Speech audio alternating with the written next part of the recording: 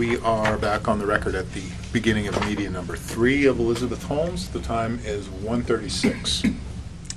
Ms. Holmes, did you have any substantive conversations with the SEC staff during our break? No. I'm going to hand to you what's been marked as Theranos Exhibit 201. Oh, sorry. Exhibit 201 purports to be Defendant Theranos Inc.'s responses and objections to plaintiff's second set of interrogatories filed in the Court of Chancery of the State of Delaware in the case Partner Investments versus Theranos Inc. with starting dates number SEC-PRM-E-0003334. Have you seen Exhibit 201 before? I'm not sure. If you turn to the page with ending or Bates number 3358,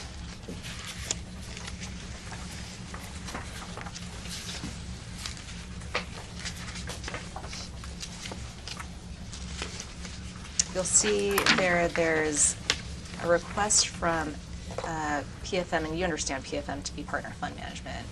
I do. Okay. There's a request from PFM to Theranos, and PFM's asking Theranos to identify any commercially available machine that Theranos has modified for use to process tests on capillary or microsamples. Do you see that? I do. Okay. And Theranos then responds on 3362, which is, well, there's a response starting on 3359, but there's also a list that starts on 3362. And Theranos is responding that there are 4 commercially available machines that Theranos has modified for testing on smaller samples. Do you see that? There's Siemens, I think it's Advia 1800. I believe so. Okay. Does that look like a misspelling where it says Adva? I think it is. Okay. And then there's the BD Biosciences LSR Fortessa, the BD Biosciences FACS Canto 2, and the Drew Scientific Drew-3 Hematology System. Do you see that? I do. Was it your understanding that these were the 4 machines that Theranos modified in order to conduct testing on smaller samples and used these machines for patient testing? Yes. Okay, and did you have that understanding back in 2014 as well? I'm not sure what my understanding was in 2014. I know that I was aware of use of all 4 of these platforms. I don't know when I became aware of each one. Okay. But you were aware in 2014 that Theranos was modifying commercially available machines for use in patient testing. I was, and certainly of the 1800 platform. Again, I'm not sure when I was aware of the other ones. Okay. And then if you turn the page again to 3369, I'm sorry, 3363, then the next page.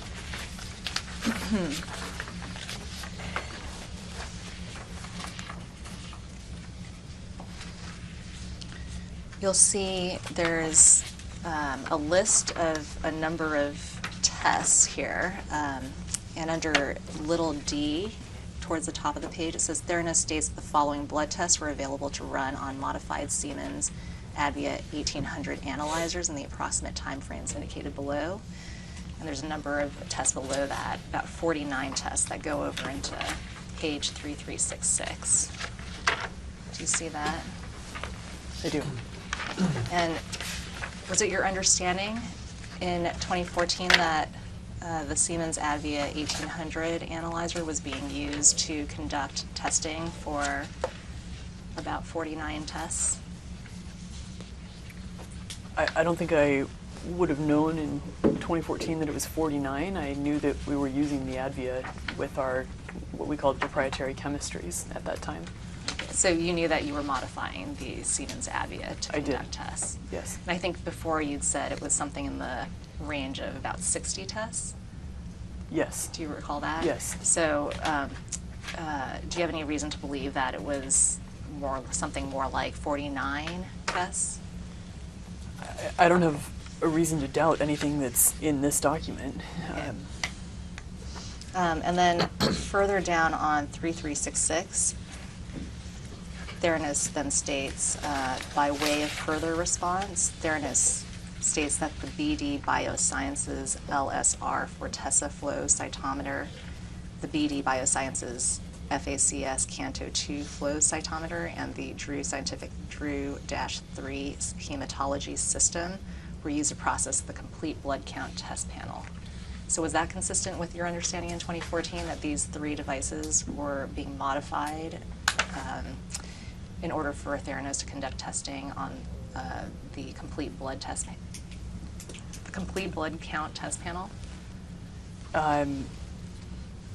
So again, I don't know when I understood that we were using those platforms. I believe on these we were putting our own proprietary chemistry. So these were the ones where we were making the antibody ourselves and then making the chemicals and then making the test and running it on these.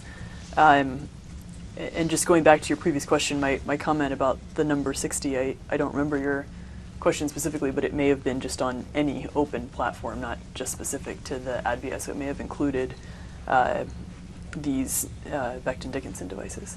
Okay, so it might have included the test panel. Yes.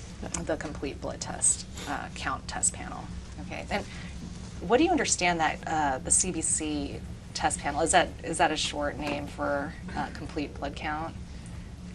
I'm sorry. Here. Yes. I'm just using CBC because that's my experience with that test. Would you understand that I'm referring to the complete blood count test panel if I Yes. say CBC test panel? Yes. So how many tests comprise the CBC test panel? I always get this wrong. I think there's 13, but I could be wrong. It may be more than that. Okay. So taken all together, the 13 It might be that are 19. I'm not sure. Yeah. the 13 or the 19, something like that, something less Yeah. than 20. Yes.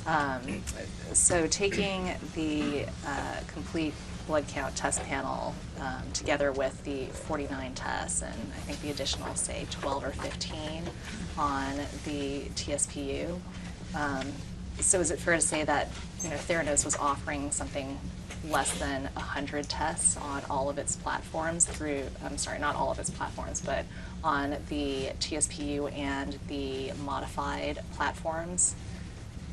Is that I think so, yes. fair? Okay, and with respect to the remaining tests then that Theranos was offering during patient testing in 2013, were those tests being conducted then on commercially available machines that had not been modified by Theranos?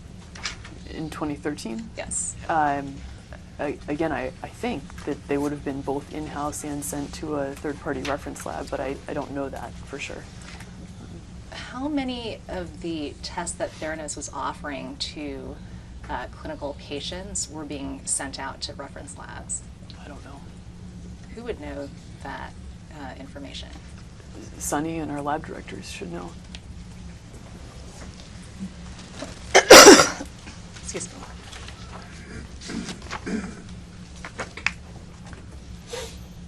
Did Theranos ever try to patent the modified protocols on these third-party machines? Yes. And was Theranos successful in patenting the methodologies? So I know we filed applications. I don't know how many of them have issued and where they are in the prosecution state. Is this was the patent process something that you would have been involved in? It depends. For the ones that I'm an inventor on, yes. For ones that I'm not an inventor on, that's not necessarily. Were you an inventor on any of the modified protocols? So I don't know. If they used some of my original IP, then I would have been, because we would have, we essentially incorporated that into the chemistries that we implemented on these big devices. But to the extent it was specific to that implementation, then I don't think so. Did you ever tell investors or prospective investors that Theranos was using third-party commercially available machines to conduct a lot of its testing? So I don't remember specific conversations to that effect, but I know that we were very open about the use of, or the venipuncture essentially, in our wellness centers, including for people who would show up in the store, and that people who were interested in the company would sometimes go to the wellness centers and get a venous straw. Okay. But the venous straw would be whatever blood samples were taken through venipuncture would be put on. That would be put on just commercially available machines that hadn't been modified. Is that right? Generally, yes. We did also sometimes put the venous straw onto our proprietary platforms, depending on what the test order was and what period of time it was. I see. When would you be putting the venous straw samples on your own Theranos manufactured devices? My understanding is that was mostly early on in the process of launching the clinical lab, and that later, as we evolved the business model and sort of understood that price was the most important factor and therefore increased the venous straw testing, that we did not do that as much or at all at one point. Did you ever tell investors or prospective investors that Theranos was modifying these commercially available machines to conduct patient testing? Again, I don't remember specific conversations in which we discussed the modified hardware. I think I generally talked about high throughput ways of processing assays or tests that we had modified for small sample analysis, but I don't remember specific discussions. What about Walgreens and Safeway? Did you ever tell Walgreens and Safeway that Theranos had modified its commercially available machines in order to conduct testing on smaller samples and was using those devices? Yeah, again, when we moved to sort of the phase 1, phase 2 business model, we invented the nanotainer to accommodate that. And I thought that I had discussions in which we explicitly talked about the purpose of the nanotainer being to be run with these assays we've developed for small samples in a high throughput setting, and then that we would use the device in phase 2. So you think that you would have talked about developing a nanotainer for use on the modified machines? For use with the chemistries, or the tests, and using the chemistries in a centralized setting where they could be run with many samples at a time. Had Theranos developed a different nanotainer that would be used with the modified machines that was different from the nanotainer that was used for its TSPU? So before we created that phase 1, phase 2 business model, the nanotainer did not exist. You didn't need it, right? You could put your sample directly into the cartridge. The nanotainer was created for phase 1, where the service offering became the chemistries with the nanotainer. And the TSPU was intended at that point to be used in phase 2, primarily, where you would collect the sample right there and put it in the cartridge. So the TSPU can actually take a sample from a person without it going through a nanotainer? At that time, the version of it that we had, yes, you could deposit the blood sample directly into the cartridge. You didn't need a nanotainer. It was designed as a near-patient device, so you would put the blood right in. So what prompted development of the nanotainer then was because Theranos had modified some of these third-party machines in order to conduct smaller sample testing. What prompted the development of the nanotainer was the business decision that instead of doing what we had wanted to do, which is place our devices in the retail stores, we would first become a clinical lab, and all these samples would be shipped at the same time to a central location. And the invention of the nanotainer was we can still collect a small sample, because that's what the patient cares about, is the small sample, and then still run the small sample chemistries that we'd invented. And that was the purpose of the nanotainer. And then in phase 2, once we could get the mini-lab family through the FDA, use it in the wellness centers. Does that make sense? Sure. So whose decision was it to change the business model to this phase 1, phase 2 model, in which in phase 1 it would be development of the clinical lab, phase 2 would be deploying the Theranos devices to stores?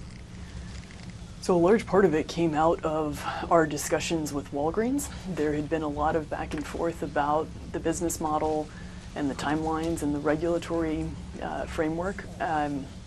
We also worked very closely with FDA and regulatory counsel to try to figure out how to do this right, because we wanted to bring up a large number, relatively speaking, of tests on small sample analysis. And so it was in partnership with Walgreens and based on guidance from both of our councils that we decided to first become a clinical lab while we worked to take the technology through the FDA. Okay. And when you say we at the company, who made that decision on behalf of the company? I don't know that it was sort of a single decision that was made. It was months of engagement with Walgreens, feedback from council, and ultimately a business decision that we, I guess you could say, was consummated with the amendment to the Walgreens contract at a later point in time. I don't think it was sort of a single meeting where we said, okay, let's make the decision. It was sort of an evolution over time. Okay, but were you the decision maker on behalf of Theranos, and did you sign the Walgreens contract or the amendment? I did. I signed many of the Walgreens agreements. I don't know if I signed all of them. And yes, I mean, I'm the CEO. I'm the ultimate decision maker for the company. I don't think this was a case where we sort of sat down and had a meeting and said, let's do this. I think it was after a lot of iterative feedback, a mutual decision with Walgreens initially. I just want to circle back to a couple of questions. You mentioned sort of the phase 1, phase 2 model being the sort of the genesis of the nanotainer development. Yeah. When did, what time period did that take place? So I don't know when the initial sort of idea, invention happened. I remember as we worked with Walgreens on how to solve the business model questions that we were contemplating, bringing to them the nanotainer and trying to convey that you could still do small sample testing even in a centralized setting while we were working to get the TSPU through the FDA. I can't remember exactly what year that was, but I know it was certainly before 2013. Can I just ask a clarification question on that? So what did you mean by centralized lab setting? So sort of the way I think about it is either you have the TSPU intended use case, which is you're with the box outside of a lab in a place where people don't necessarily traditionally do lab testing, like a pharmacy or a home or somewhere where a person is and you're just going to want to do one sample at a time. Or you're in a clinical lab and you have samples from other locations being sent in at the same time, so 1,000 samples may show up or 10,000 samples may show up, and you need to be able to process all of those as fast as possible. That's a completely different use case than when you're with one patient at a time. So you were saying that the model changed. So previously was the model that Theranos would be placing these devices in Walgreens stores? Yes, when we signed the contract. Right. And so how was Theranos envisioning processing all of these samples if there were going to be, you know, all of these people coming into Walgreens stores to have their blood tested? So it's a different use case where you're doing one patient at a time. So one person would come in, their cartridge would be placed into the device right there, the results would be reported, then you do the next one. As opposed to at a lab, you're collecting samples all day, then you ship them, and so a large number of samples come in at the same time.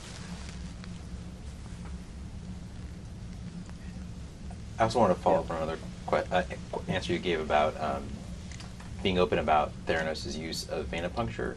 Yeah. I think the question involved, disclosing the use of third-party analyzers. I guess, in your mind, what was the relationship between the use of venipuncture and the use of third-party analyzers? So, in general, we associate and sort of talked about venipuncture as being synonymous with the use of third-party analyzers. I want to qualify that by saying that we did take smaller samples and did sometimes run the smaller venous samples on our proprietary platforms, but over time, as we began to do more and more venipuncture testing, for example, our Arizona lab was only commercially available equipment, and that was sort of what we associated with being synonymous with venipuncture for the most part. And I guess, did you, so in answer to the question of whether you ever disclosed to investors or potential investors Theranos' use of third-party commercial analyzers, did you ever discuss the fact that venipuncture meant blood was being tested on predicate devices? I don't know. I don't remember specific conversations. The best place that I can think of where that would have been explicit is when people came in for tests at Walgreens and got a venous straw. If those samples were sent out to a reference lab, that would have been part of the lab report that went back to their physician, so they would have seen it there.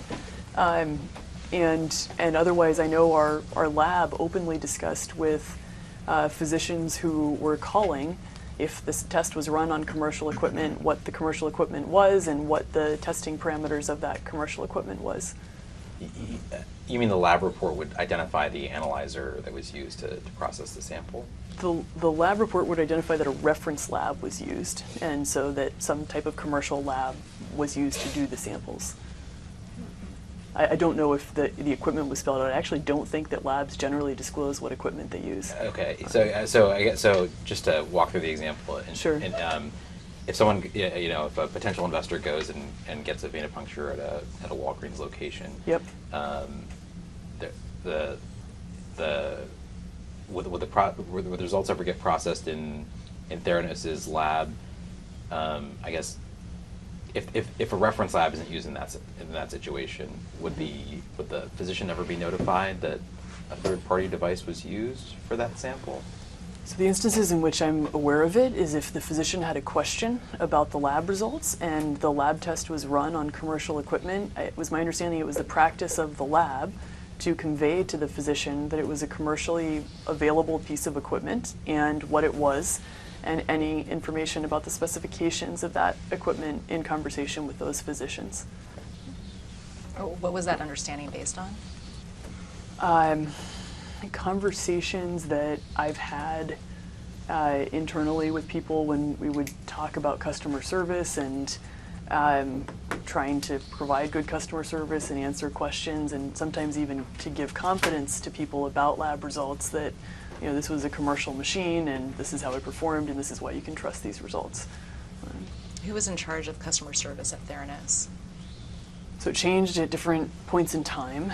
At one point there was a head of our call center. I believe his name was, but I could be wrong. And there would have been other people before that who were serving on point for the call center. I don't know who. Okay, so would you hear that from them, or would you hear it through other people at the company, that the information would be provided to physicians as to which equipment would be used for the testing? My memory is hearing it from the project managers who would talk about how sort of customer relationships were going. I don't remember a specific conversation with call center personnel. So you mentioned earlier in your testimony that at some point Theranos developed a nanotainer and it was communicated to Walgreens that this nanotainer would be used with the central lab model. Did you ever tell Walgreens that the nanotainer would be used with third-party devices that Theranos had modified? I thought I had conveyed that the nanotainer would be used with hardware that could handle a lot of samples at the same time. Again, it's my recollection that people were really to the extent that I was involved in conversation, the bulk of the conversation was about the chemistry and not about what hardware platform we were using in phase 1. Certainly people were really interested in the TSPU for phase 2, but I don't remember specific conversations about the hardware platform for phase 1. So you said people were interested in talking about the chemistries more than the hardware, but, and what do you mean by the chemistries? So if you take a step back, the value proposition to the customer, to the extent we're talking about our proprietary technology in phase 1, was that they get a finger stick. Right. The act of getting the finger stick and then trying to ensure that that data was good on the test was the focus of discussions. In phase 2, it's about a box, you want to get rapid results, you want to put it outside of the lab, but in phase 1, it was about, can you get a test to run from a really small sample, and can you do it well? So, but why, I mean, there's no way to, let me just step back a little bit. So you're saying that the chemistry was really important, but the way that it's being processed, or the way that a test is being processed and how it's being processed and what machine is being used, how is that not integral to the conversation? I think in terms of what people were interested in for phase 1, it wasn't, in any conversation that I was in, ever a discussion point. It was about, do you have a method for making this chemistry work on a small sample? And part of that was the protocol, part of that was, instead of having to collect a lot of tubes, standardizing that down to 1 or 2 tubes. And then can you implement it in a way in which you can handle volume? In phase 2, because you're trying to not be in a lab, there's a lot of focus on the machine, because now you're trying to put the lab in a box. But that was not what we were trying to do in phase 1. And for the most part, most of our conversations focused on phase 2 because we were trying to get there really fast, and as fast as we could.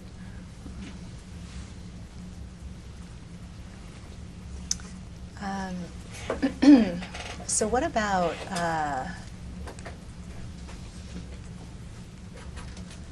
other people at the company? Did you ever have discussions with anyone at the company about, and maybe I should specify who, did you ever have any discussions with, for instance, Sunny Balwani about the use of these proprietary modified methods on these commercially available machines and using those modified protocols for patient testing?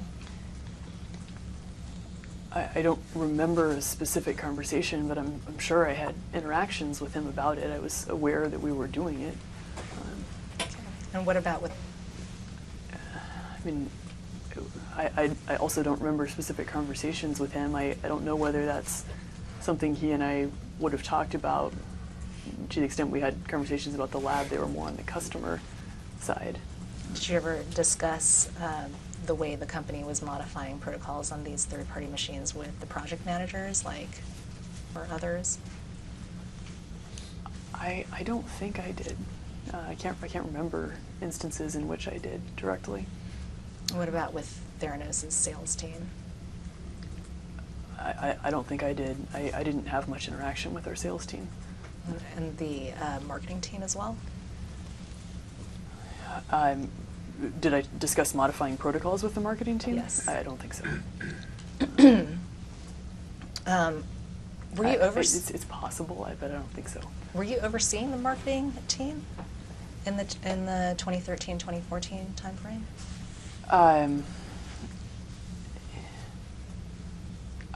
When it started, she reported to me.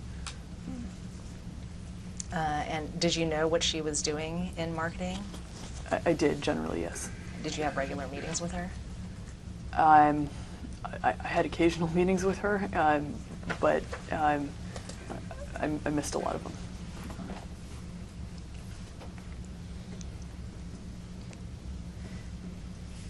Were there any times when Theranos, I think we talked earlier about some of the technology demonstrations that Theranos conducted for certain third parties. Did you conduct those demonstrations for prospective investors?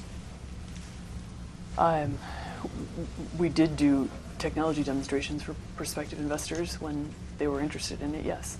And did you also conduct these demonstrations for business partners as well, like Walgreens and Safeway? We did. Okay. Were there other people that you would conduct technology demonstrations for? I'm sure there were. I can't. I think I mentioned earlier, I know we showed the technology to our board. I can't remember other general categories, but I'm sure there were. Did you conduct demonstrations for the Department of Defense? I think I'm aware of one instance in which we did. And then, of course, the deployment that I mentioned earlier, where the TSPUs were actually in a number of burn hospitals. So you remember conducting demonstrations at the burn hospitals? No, the burn hospitals were using the TSPU on an ongoing basis. Okay. Do you ever recall conducting a demonstration for the Institute of Surgical Research and part of that burn study? I don't know if we did a demonstration before we put, I think that contract was 2008. I think we may have just shipped them the systems. I'm not sure. Which version of the TSPU was sent to the burn hospitals for use? I don't know. I'm guessing the 3.0, just based on how early the study happened. We may have later also used the 3.5s. I'm not sure. So take us through the process of a technology demonstration for one of these groups of people. First of all, was the demonstration always conducted similarly? Did you make any distinction between investors or business partners or the board? We didn't make distinctions that way. We made distinctions based on what people were interested in seeing. So there were some people who really wanted us to sort of show them what the retail experience would be like. There were some people who wanted to see what decision support software would look like on the touchscreen. There were some people who wanted to see the TSPU running right there. And depending on what we were trying to show, we would do different things. Some people just wanted to test the experience themselves, so they would show up at retail without scheduling something with us. Okay, so I guess let's focus on the technology demonstrations that were not done through people just walking into a Walgreens store. Did you conduct these demonstrations at your office? Sometimes, and sometimes we would bring the TSPU to other places and allow people to run it there. Okay, so let's talk about the demonstrations that happened at the Theranos office then. Sure. So take us through the process of how a demonstration would occur. You know, would it be at the end of a meeting with either the investor or the business partner, whoever the third party is, and what would you show them, and how would you show them that the device worked? Yeah, again, I don't think it was that systematic. I think we were very reactive to the audience and what we thought was most relevant to the discussions that we were having. There were some discussions that were focused on how you could deploy the TSPU, in which case we would run a sample right there on the TSPU. There were some discussions that were focused on the user interface of the TSPU and how it could be used for decision support, in which case we would show that.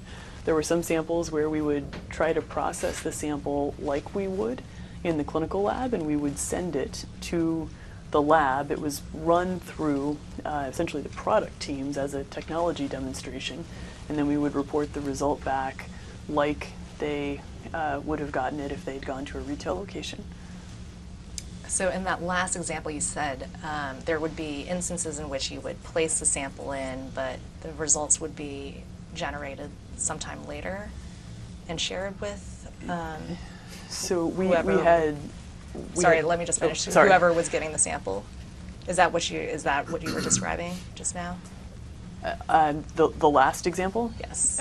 No, so that we had little rooms in one of our facilities, the 1601 facility. They were intended to replicate exactly what Walgreens looked like or was intended to look like if we were able to roll it out broadly. And you could collect a sample in there similarly to how you would at Walgreens, and then it was sent to our lab, just like the sample would be at Walgreens, and then we would run it, except it was outside of the traditional clinical lab process. It was actually product teams who were doing it, and we would report results back to people, is my understanding of how the process worked. Okay, so in that circumstance, the blood would be drawn in a room, Yes. and then the sample would then be sent to the CLIA lab to be processed? Yes. Okay. So just, But just to be clear, I don't think it actually got processed through the lab. It was processed through equipment that was in the lab, but not the same way a sample that was collected at retail would be. Does that make sense? Not really. So how is it different from how a retail sample would be processed? There's some R&D activity that occurred in the CLIA lab, and I believe that these technology demonstrations were done through essentially the product teams, as opposed to the way a sample that was collected at retail would be accessioned and then run through the lab. So same physical space, but not through the formal clinical lab process. And why wouldn't you put it through the same clinical lab process as other patients? In the instances that I'm thinking of, you didn't have a requisition from a physician, so it wasn't an official lab order. But I guess I just don't understand. Why wouldn't you just have that sample put on the same types of machines that a clinical lab sample would go onto? It was my understanding you're supposed to treat R&D samples differently from clinical samples, and the clinical samples have to be ordered by an ordering physician, and they have to go through your essentially certified collection process, which would include our service centers that were listed for being able to collect samples and then run through our lab. But it sounds like the clinical samples were being put through sort of a higher standard process than some of the R&D samples, because it was a more controlled process. It was a more controlled process. Yeah. There was a different validation process that the CLIA lab had to go through in validating the test. Why wouldn't you just, Yes. since you already had that framework in place, why wouldn't you just put the demonstration samples through that same higher standard process? In some cases, if someone wanted to go to a retail location, you would. It's my understanding that there had to be a separation between anything that was done sort of in a research or demonstration type setting and something that was actually ordered clinically as an official medical result. So what were the machines that were being used to process the technology demonstration samples? I don't know specifically. It would have been generally reflective of what we were doing in the clinical lab, but not necessarily the same. So, but were you aware of instances in which those technology demonstration samples were run on third-party but modified devices? I can't sit here and recall a specific instance, but I certainly knew we were running what we called our chemistries on modified systems in the lab. So if that was used for a demonstration, it would have been reflective of what we were doing for traditional lab testing. And were you also aware that sometimes these technology demonstration samples were being tested on just commercially available third-party machines without any modifications? To the extent we were running fingerstick, I don't think we generally did that. There may have been an exception or two, but that wasn't our general practice. Okay, so if you were doing a fingerstick demonstration, it would generally be put on, or your practice at least, and what you were aware of was that they would be tested either using the TSPU or the third-party modified devices. Yes. Yeah, you mentioned the building at 1601 a few minutes ago, and if I understood your answer, you said that there was a CLIA lab space there, but that there were some R&D activities conducted in there. Did I understand that? Yes. Correctly. Was there where was the CLIA lab at 1601? So I think originally it was upstairs and downstairs, and I'm trying to remember if it started upstairs and then expanded downstairs. I'm not completely sure, but there was a part of the clinical lab was on our first floor, and then it I think it later expanded to the second floor downstairs. And where was the sort of the Walgreens mock-up room? Right by the entry lobby to the building. On the first floor? Yes. Yeah. That's what I'm calling upstairs. All right, I think I lost you. So, Yeah. so the entrance to the building is on the Ground floor.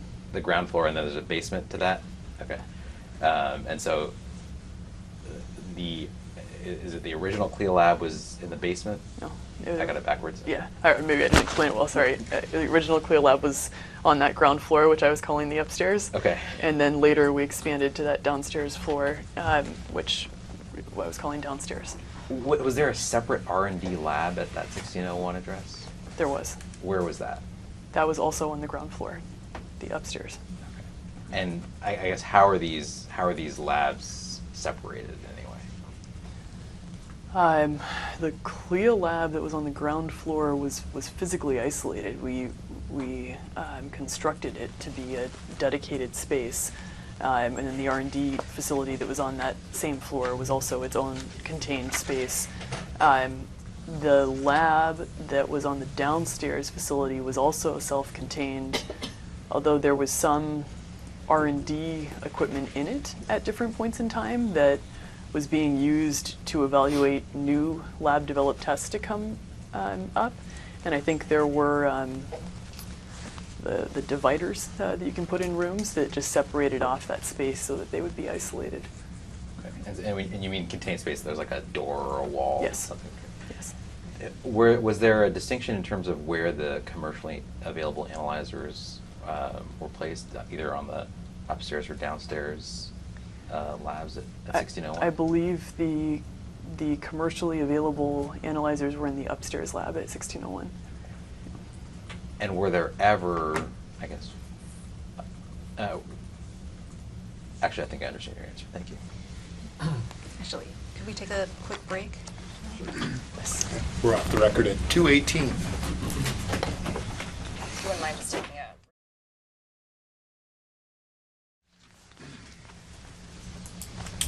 We are back on the record at 2:35. Ms. Holmes, did you have any substantive conversations with the SEC staff during the break? No. So we were just talking about the technology demonstrations before we went on the break. And I think we were talking a little bit about the instance in which third parties would come to Theranos' office and a demonstration would be conducted there. So I just wanted to talk a little bit more about that process. Yeah. So when you did invite others to come to your office, and there might be a different purpose for that visit, but part of the purpose was also to demonstrate the technology, what would you do to prepare for that demonstration? I don't know. I didn't generally interface that deeply in the preparations for anything that was associated with the clinical lab or sort of the demonstrations that ran in it. So you mentioned there was a room at Theranos somewhere on that ground floor where blood draws would be taken. Was that also the room in which if devices would be shown to third parties, that room would be used to show those devices as well? No, I believe there was a different room that had the devices in it, and it, to my memory, had a number of different devices, the 3 series and the 4 series models that we were working on. Where was that room located? Also on the ground floor. Was it next to the blood draw room? No, it was further down the hallway. Okay, so you said that there were some 3 devices, some 4 devices in there. You're talking about version 3 or 3.5 and version 4 of MiniLab? Yes, and that would have changed at different points in time. That's just a memory I have of the room, but it wouldn't always be the same. Okay, and so were there already devices in that room? Or before a demonstration, would you need to instruct somebody to bring the devices into that room? I think it depends on the specific demonstration. I mean, there may have been devices in there for periods of time, and then there wouldn't be.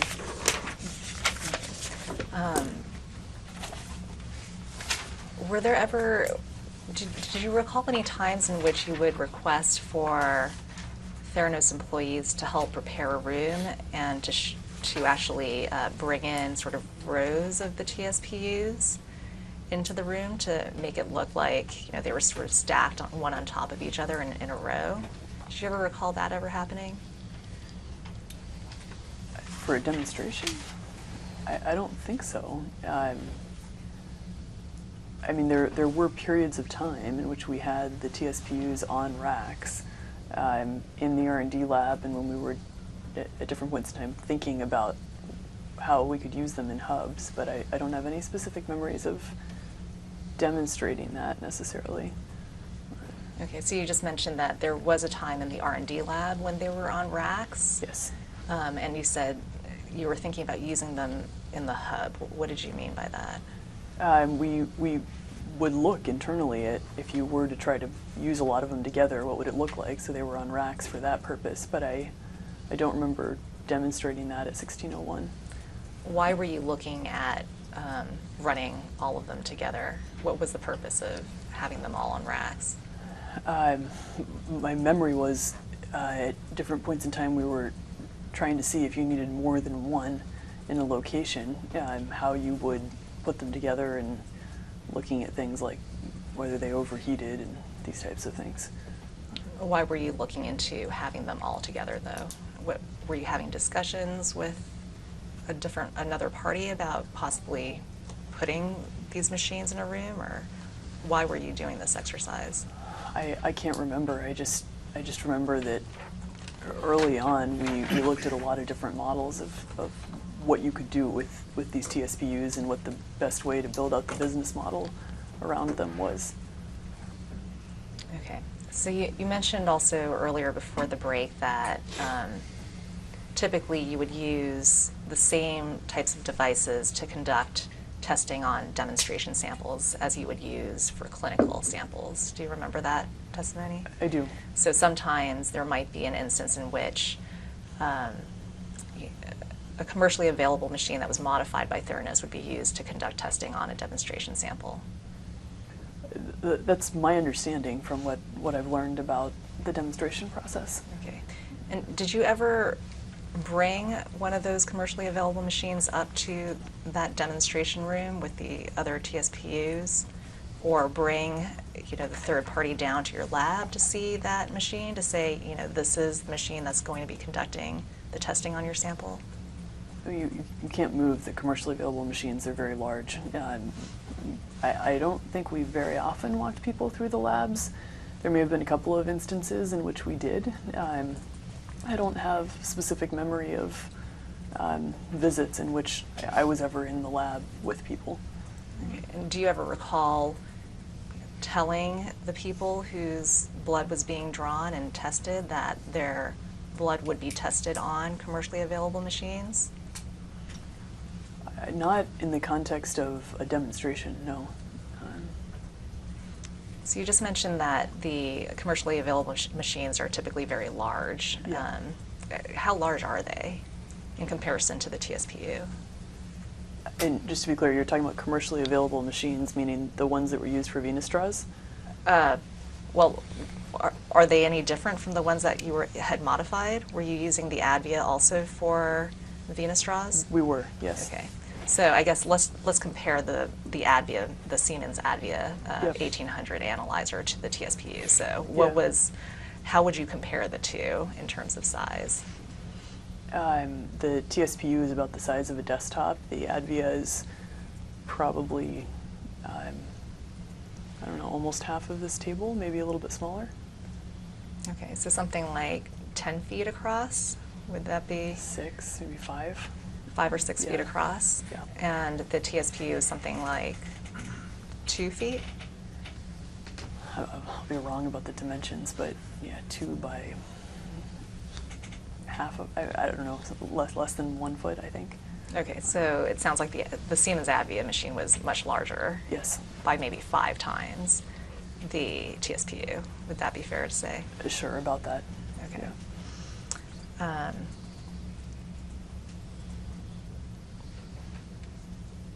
Were you aware of times when Theranos would choose only tests that could be run by fingerstick to be tested on people coming in for demonstrations rather than tests that could only be run through a venous draw?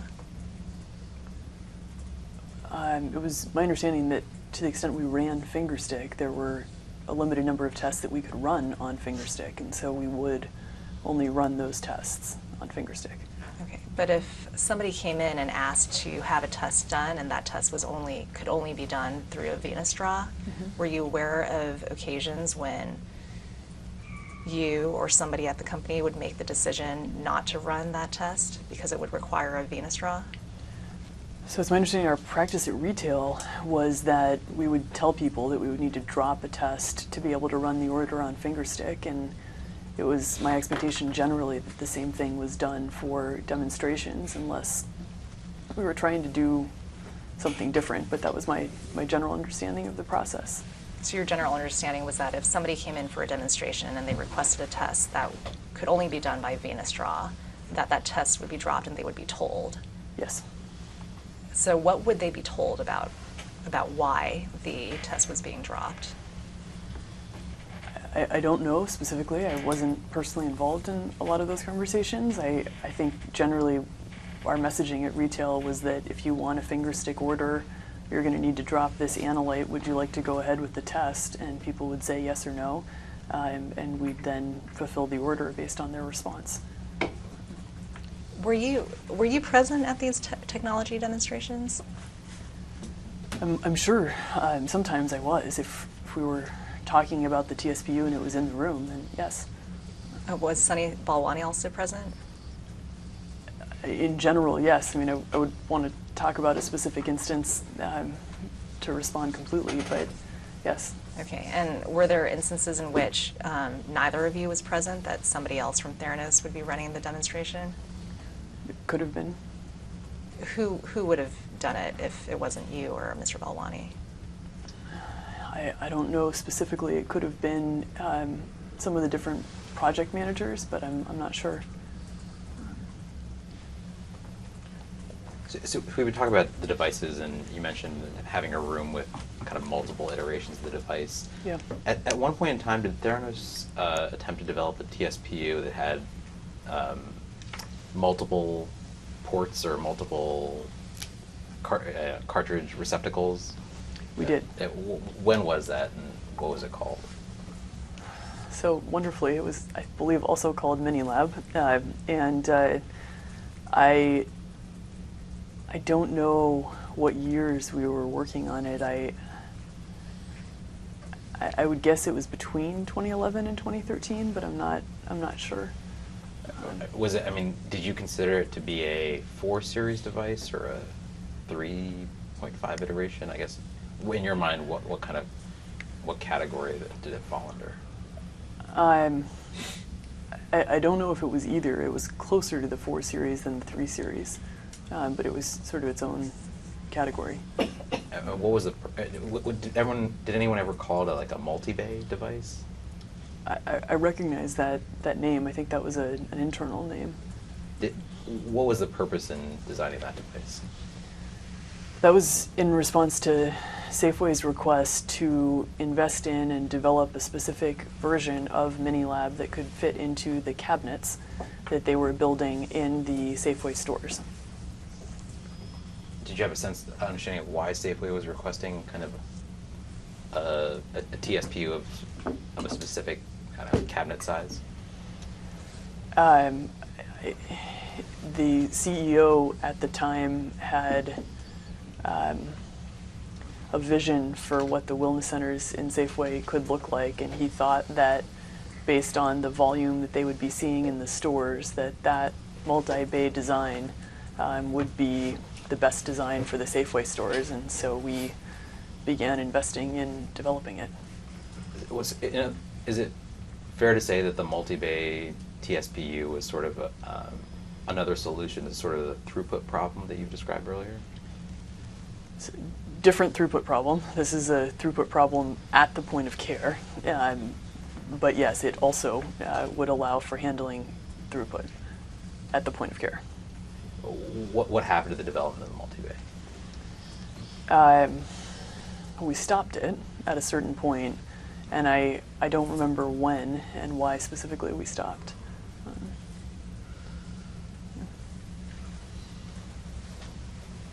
Okay, so heading back to the demonstrations now. Yeah. So were there times when you chose not to perform certain tests because they could only be done on a venous draw than a finger stick, or that you decided to pull them from the list of tests that people would be coming in to do during the demonstrations? I don't know that I completely understand. The question is whether we stopped doing demonstrations because we couldn't do it on finger stick? Were there any times that you can recall where somebody came in with a list of tests that included a venous draw, a test that could only be done through venous draw, and you chose not to perform that test because you because it just couldn't be done through the either the TSPU or the modified protocol on the third-party device?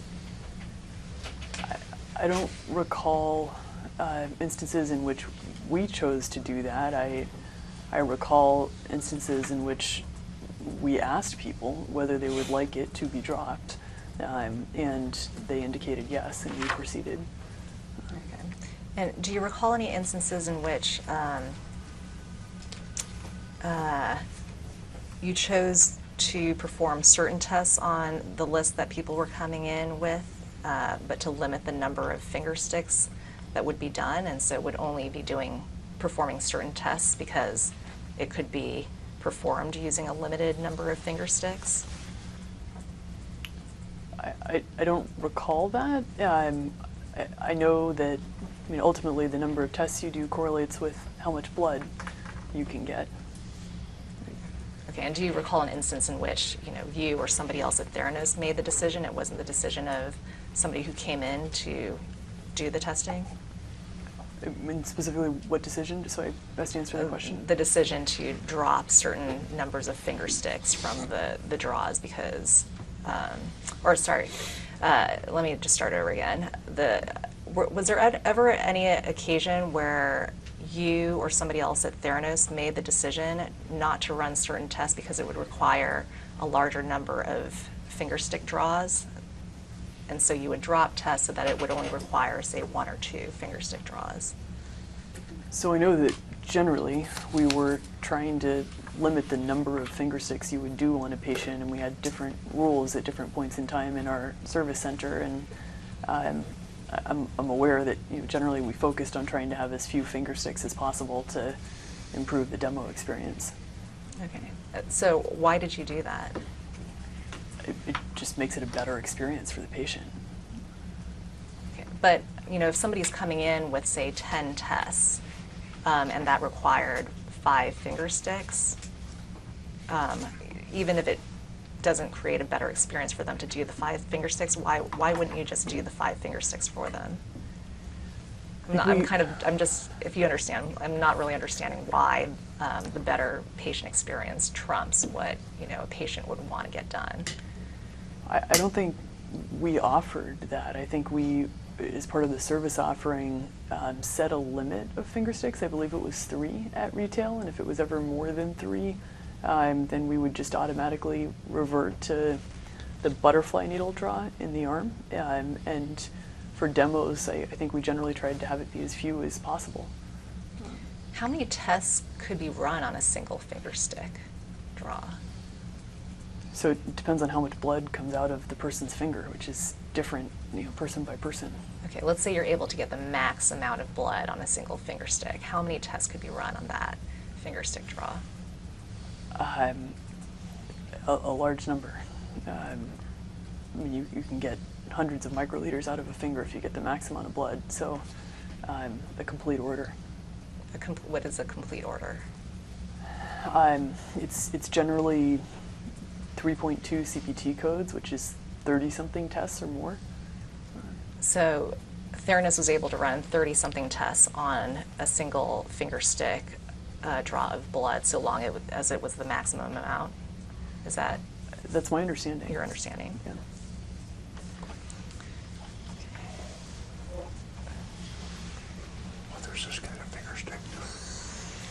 I'm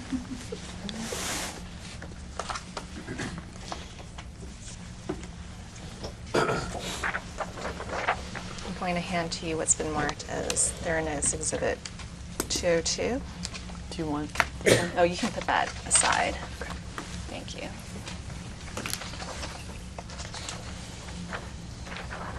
Thank you.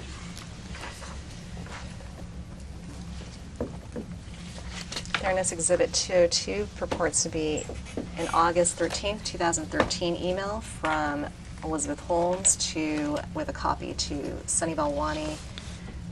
Subject line is read devices in the demo room for tomorrow's meeting starting with Bates number TS-0375316. Have you seen Theranos Exhibit 202 before?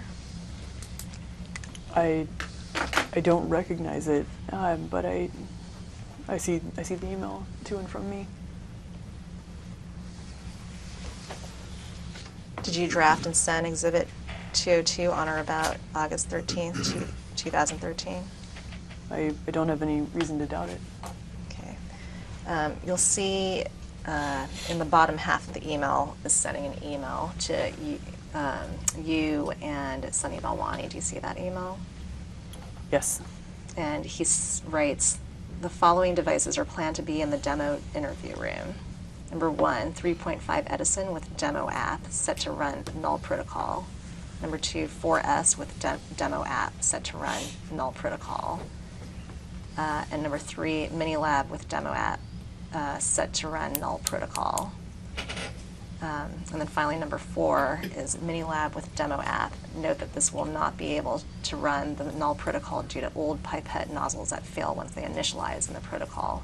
We can keep this in the room for show, but if we demo on a Minilab, it should be the other Minilab. Do you see that? I do. What is the demo app that is being put on these machines? I don't know. And what did you understand null protocol to mean when you received this email? I'm not sure what I understood at the time. I was speculating earlier that it's probably one of the test protocols or QC protocols. Okay. Do you think the demo app and the null protocol could be the same thing? I don't know.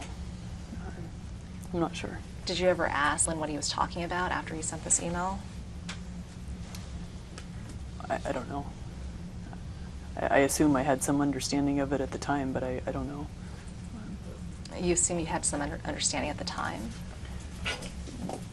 That we were going to be showing Minilab technology for some purpose. I don't know if I knew specifically what this software was referring to or not. So in number 4, where it says that the Minilab will not be able to run the null protocol because of old pipette nozzles that fail once they initialize in the protocol, were you aware of this issue back then in 2013? An issue with the pipette nozzles? I don't know if this was a specific issue with pipette nozzles or just that this instrument hadn't been maintained, that there was just old nozzles on a device, so it wasn't, I'm inferring from this, able to run whatever protocol the other ones were running. Okay. And then number 5, he writes, we haven't discussed this, but would you also like to have the 3.0 Edison that can run the H1N1 military demo on it? And so what is the H1N1 military demo? I believe this was the decision support application that we'd built, the user interface. What is that decision support? So when we were talking earlier about different purposes of different demos, on the software side, one of the greatest utilities that we thought we'd have with the device was the ability to have untrained operators put a series of inputs in based on symptoms and then be able to show on the screen, based on the inputs they put in, what condition they had. And so that one just ran, I think, that specific software. So the H1N1 military demo, that's where people put in symptoms and what it tells you what test to run? No, this one I think tells you based on the symptoms whether you have certain infection. Okay. So what does that have? What's the connection with blood testing there? So the same machine that had the decision support could then also incorporate the technologies that we were doing for laboratory testing, and the concept is, in remote settings, you could use both the decision support as well as the lab data to facilitate care. Okay. So you then respond in your email, yes, re 3.0, thanks. So you're telling him, yes, let's include the 3.0 mini lab. Is that your understanding of what you're responding to here? Yeah, it looks like it. Okay. So this email chain was being sent August 13th, 2013. Do you remember what demonstration this was for? No, I don't.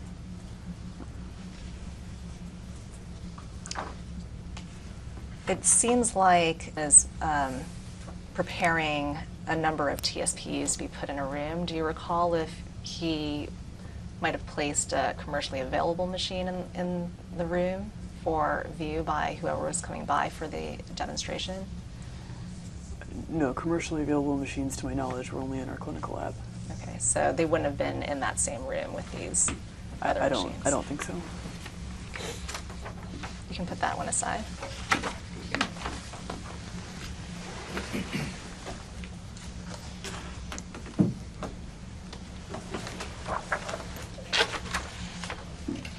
I'm handing to you what's been marked there as Exhibit 203.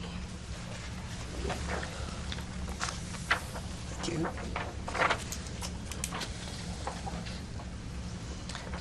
Exhibit 203 purports to be an October 10th, 2014 email to Sunny Balwani and Elizabeth Holmes. Subject line is re-visitors to WAG Saturday with starting dates number TS-08309181. Have you seen Exhibit 203 before? I have. What is Exhibit 203? It's an email to Sunny and myself about a demonstration. And did you receive and review Exhibit 203 on or about October 10th, 2014? I don't know if I received it at that time. I reviewed it later in preparation for testimony here. How many documents did you review in preparation for testimony? I don't know specifically. A number of them. And what did they pertain to? What topics did they pertain to? Generally, I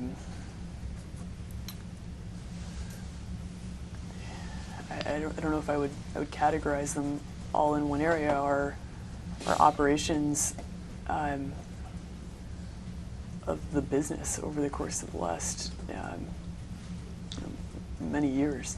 I'm trying to refresh my own memory and recollection on a lot of different areas, some of which I wasn't that involved in. Were there any documents that you reviewed outside of being shown documents by your counsel? No. So if you take a look at this email, you'll see in the initial email on 982, which is the second page, there's an email to you and Sunny Balwani. And he says, where can I find the list of names you mentioned who could come into WAG on Saturday? Do you understand WAG to be referring to Walgreens? Yes.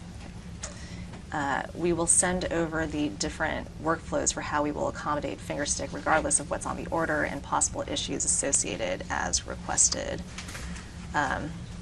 First of all, We were discussing earlier. okay, were they at one point a potential investor in Theranos? They were. So what? At this point in time, were they a potential investor in Theranos? I think at this point in time we'd engaged with them to be an advisor to us, and then later they became a potential investor. When do you think I guess, how are they engaged? What advisory services were you engaging them for? In general, the restructuring that we wanted to do by bringing in family controlled sort of funds or companies, investors, and then trying to structure ourselves as a private company, and they were going to be our financial advisor in that context. And do you recall, I guess, how soon after the time period in which they were sort of in that advisory role, they also became a potential investor in Theranos? My understanding is that the term sheet discussions with them were in December of 2014. I don't know when exactly the transition from thinking of them as someone we wanted to retain as an advisor moved to when they were looking at us as an investment. Was there any discussion with you about them forming a fund through which these other families would be investing through? I don't know. I don't So, know. so when you said that they were performing an advisory role to Theranos, was it mainly sort of a finder's role to introduce Theranos to some of these families that Theranos was looking to obtain as investors in the company? But initially, when I first met, the concept was that he would advise us and me on how to structure the company as a private company for the long term, and he has an advisory role with a lot of the people behind these companies, and so I thought he could be a partner in helping us to think about who to bring in and how to structure it, and ultimately, if we tried to say private, how to structure the company. Then as some of these families became interested, we were talking with him about it, and I think they became interested in potentially being an investor. There was a lot of discussions about that. Okay, so when it talks about the different workflows that he'll be sending over for how to accommodate fingerstick regardless of what's on the order, what did you understand him to be referring to there? So I don't know if I read this at that time. In having reviewed it recently, my understanding is he's trying to communicate around doing a fingerstick for whoever is coming to do the demonstration. And why was it important to accommodate fingerstick regardless of what's on the order? My understanding is that this was the type of situation in which whoever was coming wanted to experience a fingerstick, so we were going to try to offer a fingerstick for the demonstration. And just so I understand, that's your understanding now, after having reviewed the materials. What was your understanding back at the time in October 2014? I don't remember receiving this email or engaging on this at that time.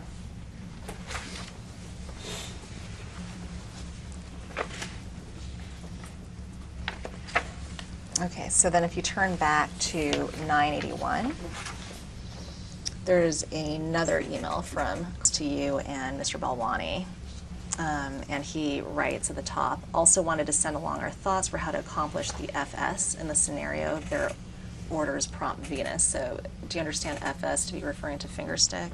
I do. And would you sometimes use FS in your emails to refer to fingerstick as well? I don't know. Maybe. I don't have memory of that, but I wouldn't be surprised if I did.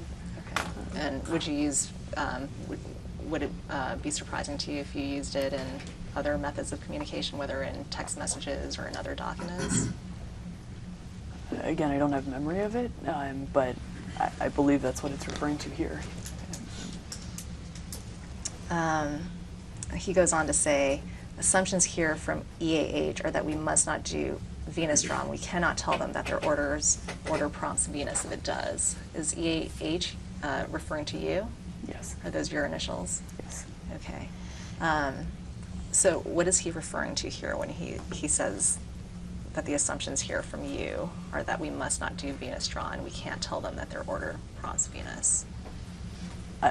Honestly, I don't know. My understanding in looking at this now is that this is a situation where whoever was coming had told us they were coming and that they wanted to do a fingerstick, and we were trying to be prepared to do a fingerstick. That's my best understanding of it. Do you recall telling that that a Venus draw must not be done? No. Do you recall telling him that he shouldn't tell them if the order prompts a Venus draw? No. Why would it be important not to tell people that their order requires a venous draw. I think this was a case, and this is my best understanding from having reviewed it recently, in which whoever was coming wanted a finger stick, and so we were trying to communicate to our teams. They've told us that they're coming to do a finger stick. Please do a finger stick. Did anyone communicate to you that they wanted a finger stick for this visit in the October 2014 timeframe? I don't know. That was my best understanding from looking at this document, that they'd communicated that to somebody. But you don't have any memory of, back in your mind, back in the October 2014 time period, recalling a conversation with? I don't. Okay, so if you look down towards the middle of the page, there are two scenarios. I wanted to focus on scenario 1 first. So scenario 1 says, scanned order from VIP contains tests that prompt for venous draw. Do you see that? Mm-hmm. And then there are two use cases, use case A and use case B. Why don't you take a look at that section of the email and let me know when you're done.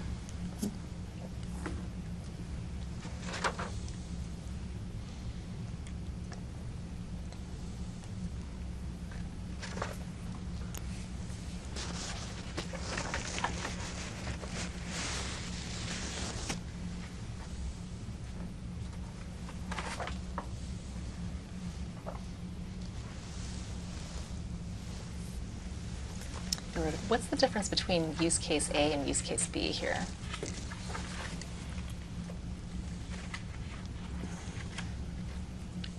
I'm just looking at it again in that context.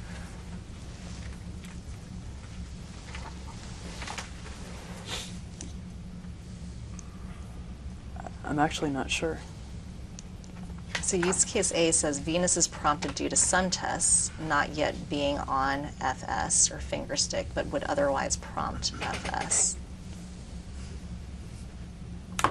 Do you understand what that means?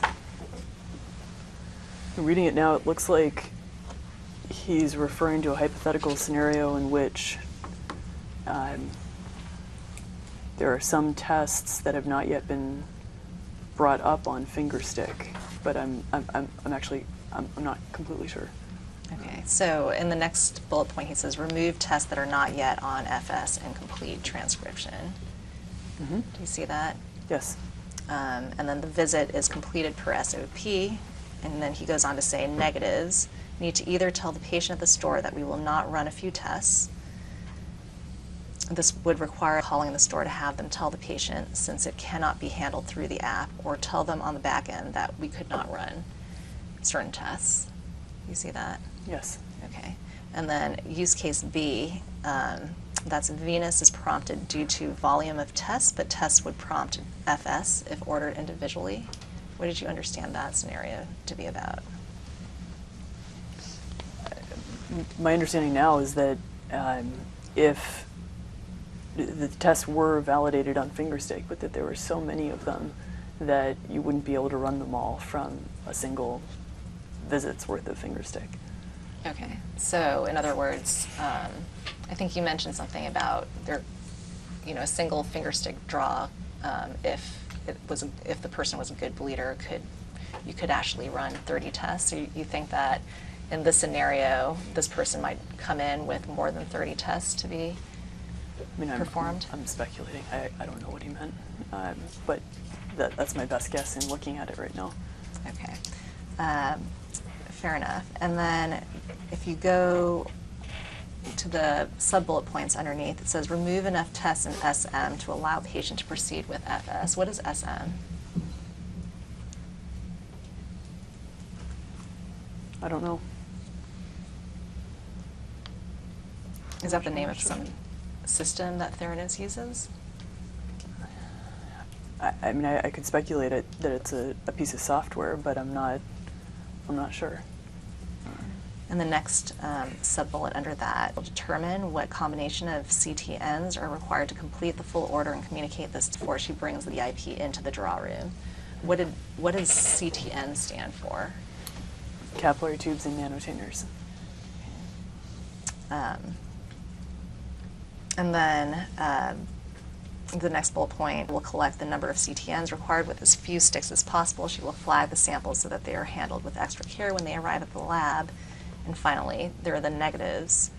The first bullet point, if VIP is a self-pay patient, cash or credit, then the receipt printed by the app will only show the test transcribed, which will not include all the tests on the order. And the second bullet point says, if they notice missing tests on the receipt, they may ask the WAG tech about it. Worst case, they would make a call, tell them everything is fine. Also be able to come out of the draw room once check-in is complete to welcome them into the room and distract them from looking at the receipt. Why was it necessary to distract the person from looking at the receipt? I don't know why this was written here. My understanding is that we followed exactly what the SOP is that we did at retail, which is this case A. That would have been my expectation, and I believe that's what we did for this visit. What's your basis for that belief? Did you review some other documents that suggest the SOP was followed? I did not review other documents, but it's my understanding that that's what we always did. Have you spoken with about this document? I have not. And just to check on a couple of things. So here, when this is referring to... I don't know. I think so, but I don't know. And then... I think so. And at Theranos? She was, yes. She was, okay. Okay, you can put that one aside.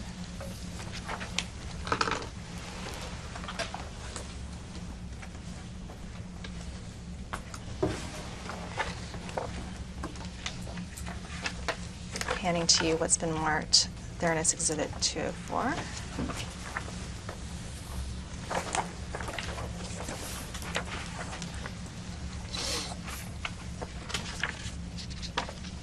Exhibit 204 purports to be an October 13th, 2014 email to Elizabeth Holmes with a copy to Sunny Balwani, and subject line is retesting in Arizona with starting dates number THPFM 000-130-8054. Have you seen Exhibit 204 before? I believe so, at least parts of it. What is Exhibit 204? An email exchange. It looks like it's actually several email exchanges.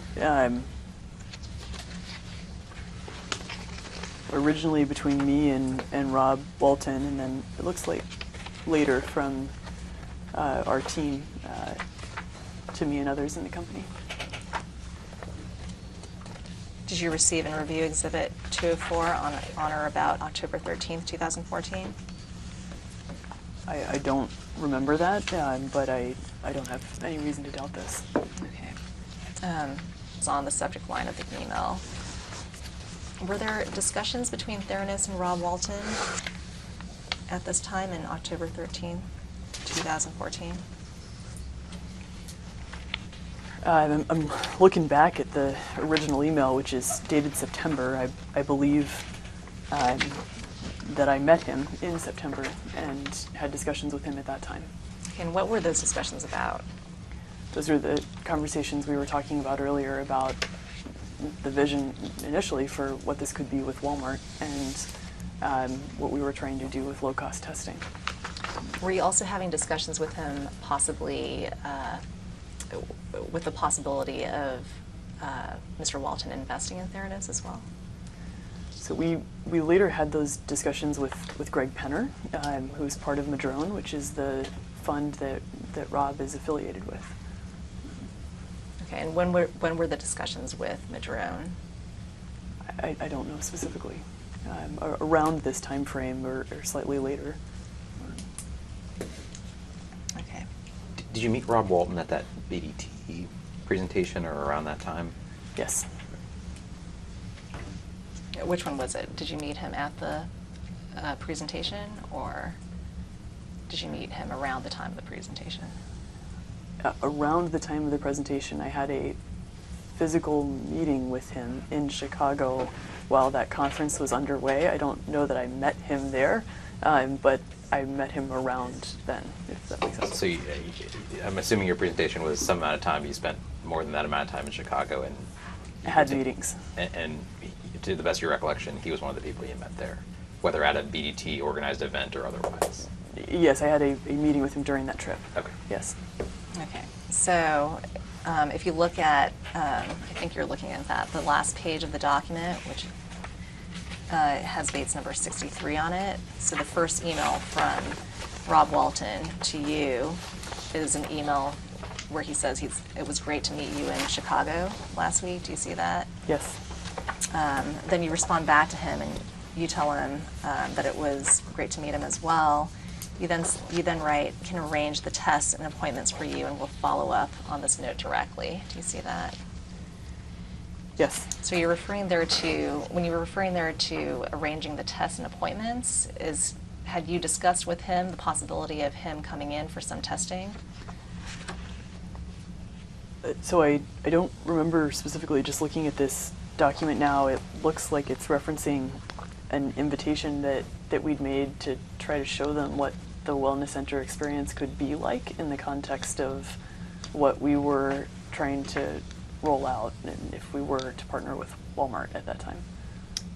So did you say that you believe that he wanted to experience the experience if you were to roll out with Walmart? Is that what you just said? What that experience would be like. What that Yes. experience would be like, okay. And would that include testing on the Theranos device? Not necessarily on the device, but using the nanotainer for fingerstick collection. Okay. And so did he tell you, I just want the experience with the nanotainer, but I don't mind which device you're going to be using to conduct the testing? I don't believe there were ever conversations on what devices were being used to conduct testing in the clinical lab. It was more, we'll collect some samples from fingerstick and show you the experience of collecting a fingerstick. So you never had any discussions with him about the actual devices that would be rolled out as part of a Walmart relationship with Theranos? I don't remember the specific conversations. To the extent we would have discussed what we've been referring to as phase 2 of our model, we would have talked about our TSPU devices, but I can't remember a specific conversation with him about that. I, again, believe that this conversation, particularly with Walmart, was about low-cost testing. Okay, so if you turn to 61, which is 2 pages in front of the page you're looking at.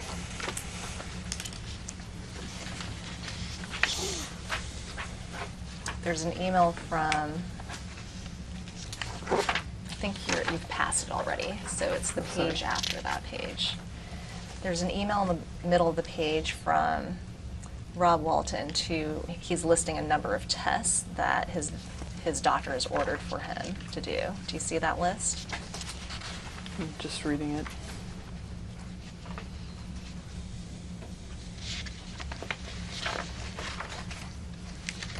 Yes.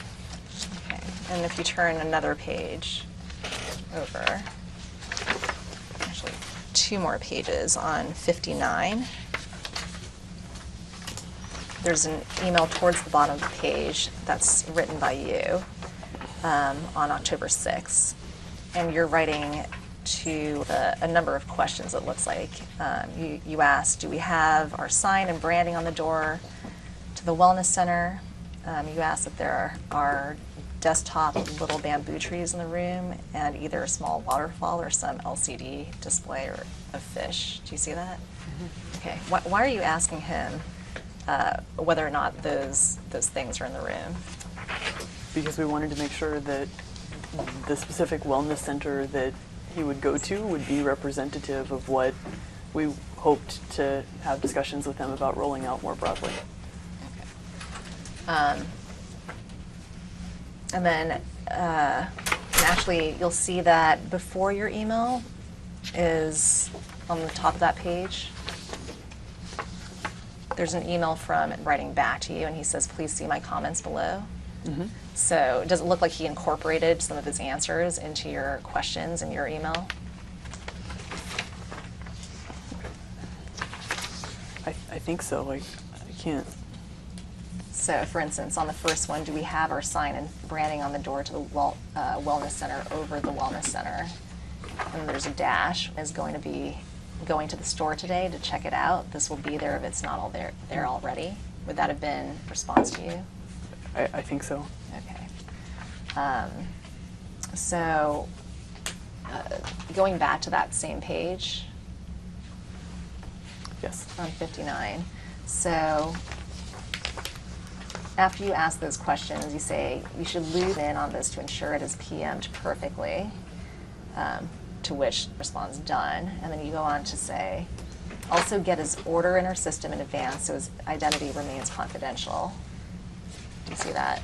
I do. And responds, this will be done. Indicated that she will need to call the physician to confirm which liver function test to perform. Do you see that? I do. Okay. And then going up the page to your response back, it's on the same page. And this is still October 6, 2014. You then respond, do not have a call the physician, work with which ones we can run from the least number of CTNs, and we will do that. Why were you telling to instruct not to call the physician? I don't know. I can speculate just on reading this now that it's because those are well-defined tests. It's a standard. A well-defined. I'm sorry.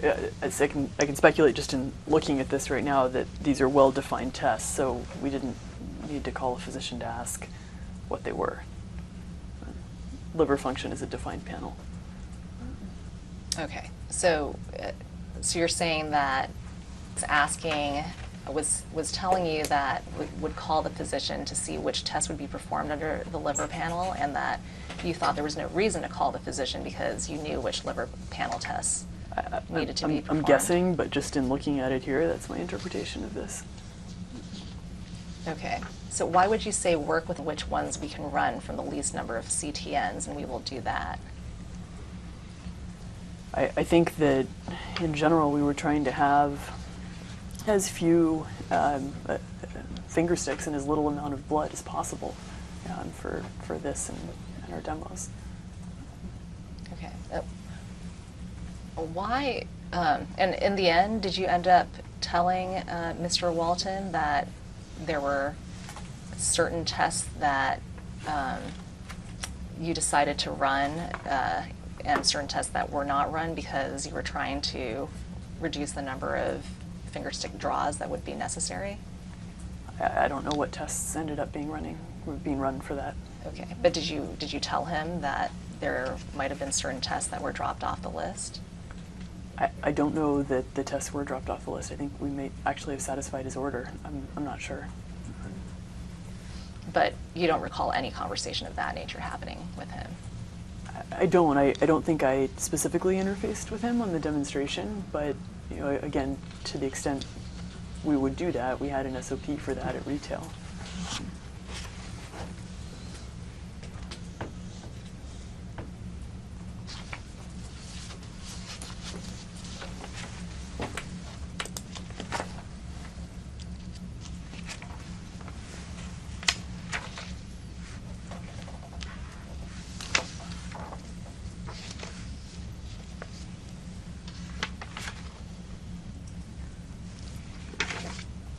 Okay, you can put that aside.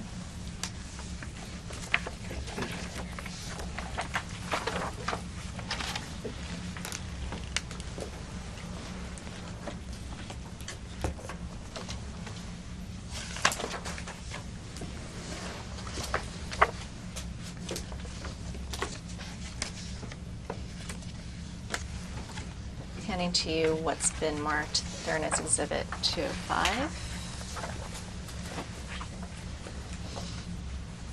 Exhibit 205 purports to be a December 31st, 2014 email from Elizabeth Holmes with a copy to Balwani and with subject line re-VIP tomorrow -PT PTT with starting dates number THPFM 0000331112. Have you seen Exhibit 205 before? I believe so. What is Exhibit 205? I think it's an internal series of email exchanges about a demonstration.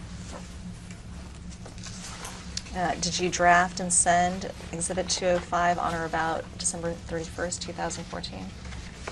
I don't remember it, but I don't have reason to question the document. Okay.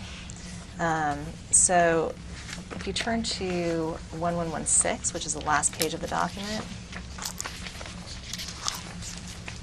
there's an email from, he writes in his email, there is a VIP coming in tomorrow with PT, PTT on his lab order. It would be greatly preferred to collect via finger stick. Would it be possible to run PT and PTT from a CTN? Was VIP a term that you used to refer to people coming in for demonstrations, such as investors, prospective investors, business partners, the board?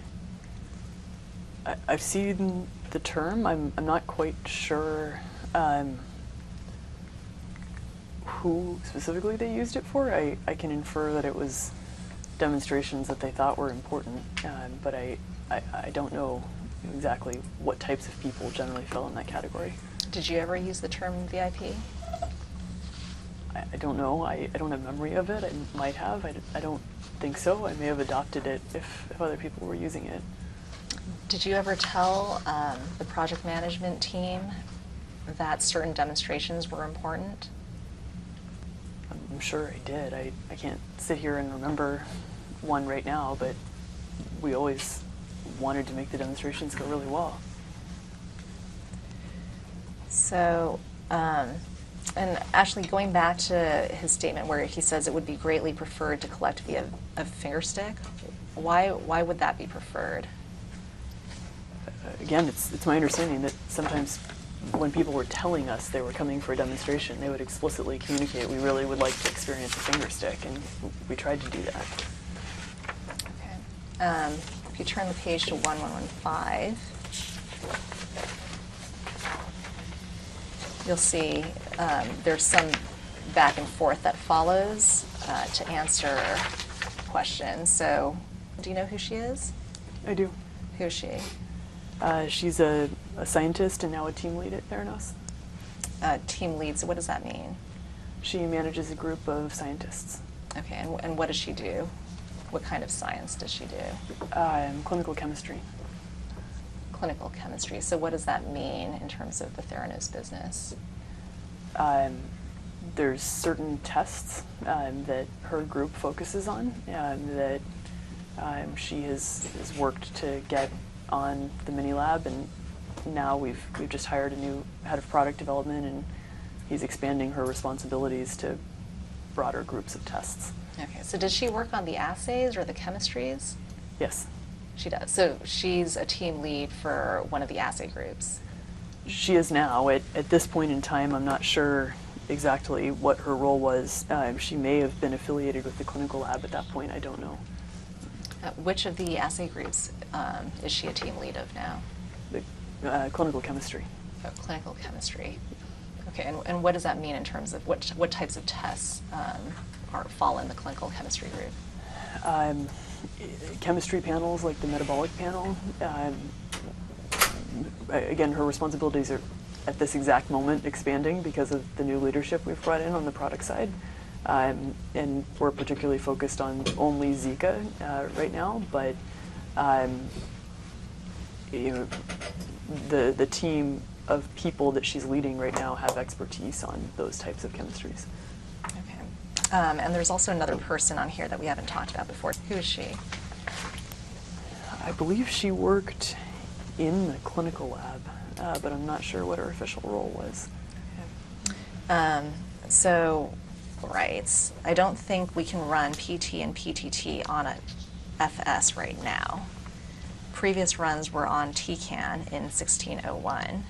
Since we pulled PT from TCAN a while back, I'm not sure either PT or PTT is validated using that method. Also not sure if there are still validated lots of reagents and controls in Normandy. The last PT demo I did was in October. I do have a good working PT protocol on FS, but it is far from validated. So there are a number of acronyms here. What are PT and PTT? I believe this is referring to two tests for prothrombin time, and I don't know what PTT stands for, but I think it's affiliated with prothrombin time. Okay. And the TCAN, what is that referring to? I mean, reading this now, I believe this references to another one of the open platforms on which we could put our proprietary chemistries in the clinical lab. Okay, and then 1601, is that referring to your office address? The building that we were in at that time, yes. Okay. And then finally, she talks about how there are still validated lots of reagents and controls in Normandy. What is Normandy referring to? I'm not sure. Is there a part of your CLIA lab that is called the Normandy lab? I know they used that word to describe the sort of small sample fingerstick operations at that time, and yes, they may have referred to a part of the lab that way. I'm not sure. When you say they, who are you referring to? Our team at Theranos. You mean everyone at Theranos might have referred to the lab as Normandy? I don't know who. I'm guessing. Did you ever refer to the lab, to portions of the lab as Normandy? I can't remember specific instances sitting here, but I could have. I don't remember. So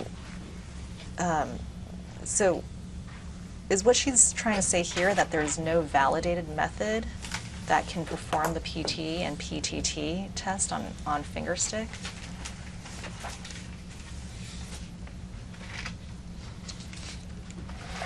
I don't know that that's what she's trying to say.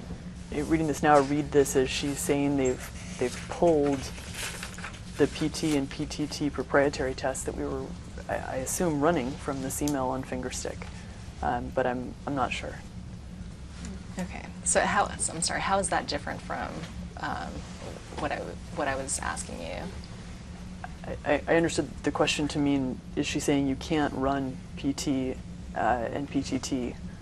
And I was responding that I think she's talking specifically about the use of our proprietary chemistry on TCAN. I believe there were other ways to run PT and PTT in the lab at that time. Okay, and would those other methods be on fingerstick? I don't know. Okay. So then if you go up one email from back to, he says, confirmed with Sunny that we need to make this happen for this particular patient. And then he says, note that we can run and report this as a technology demonstration. Why is he making that distinction? I'm not sure. Do you know who the VIP patient was I that don't. came in? I don't know.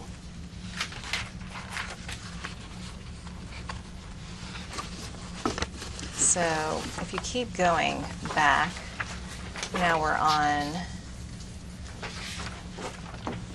1113 and 1114. At the bottom of 1113, you'll see an email from back to the group, and she says on 1114, the next page, I was thinking about this through my whole workout, so fun, and I think the best use of my time would be to practice doing the assays manually. And then if you flip to 1113, on the email that's Sunny Balwani writes back to her,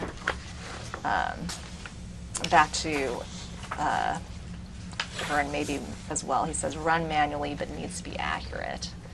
So do you recall that certain assays were being run manually? I don't have specific recollections of it. Again, I was trying to speculate earlier about my best understanding of how these technology demonstrations were done outside of the clinical lab process, but I'm not sure. Okay, and so who would have the best understanding as to how the demonstrations were run in the CLIA lab? I believe Sunny would be the best person to ask. For VIPs, would Sunny let you know how the demonstrations went? I'm sure he did sometimes. I don't have memory of specific conversations with him. I'm sitting here now, I would assume that I would have heard if it was a problem, probably from the person that I was interacting with, because to the extent I was involved in this, it was because I had a relationship with that person generally. Do you recall an instance where any sort of VIP expressed any concerns or had an issue with their tech demonstration? I can't remember any time where that happened sitting here. I wouldn't be surprised if it did. I mean, we've been a startup, but I don't have a specific memory of one.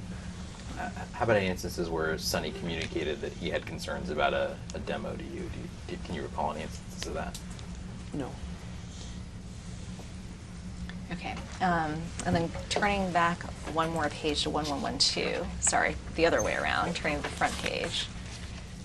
On December 30th, 2014, there's an email from, and he says, all results are ready to be released. Mentioned we should not report CL since it's so high. What does CL refer to? I'm not sure. I could guess that it's chloride, but I'm not. I don't know that for sure. Okay, and then he goes on to write, for added background, there are no apparent anomalies in the daily processing. Both ADVIA's past QC and daily samples, ISE, are within TAE with no consistent offset. Is QC quality control? I believe so, yes. And what does ISE stand for? I don't know what it means in the context of this sentence. I know those words to mean ion selective electrode, but I don't know if that makes sense in this sentence. And what about TAE? I believe it's a reference to total allowable error. And then he goes on to say, should we report with CL pending redraw per usual protocol, or better in this case to go another route, i.e. not including I think he means CL, on the report, etc. Do you see that? I do.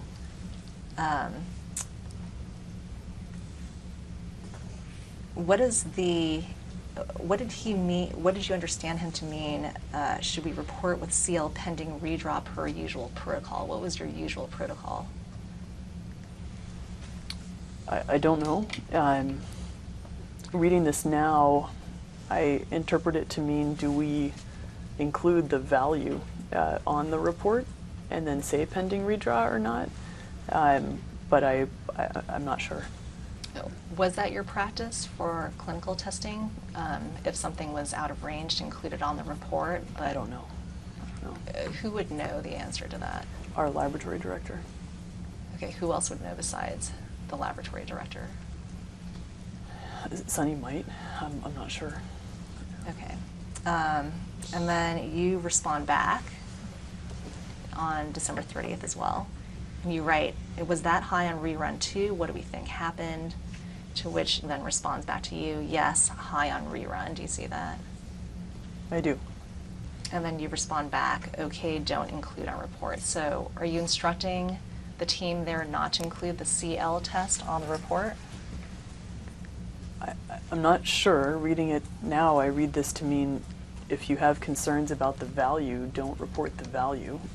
But again, I don't have recollection of this email exchange. Okay. Why wouldn't you tell them to just include it on the report, but ask the patient for a redraw? So I'm speculating here, but my understanding was if you think that the concentration is incorrect, then you should not include it.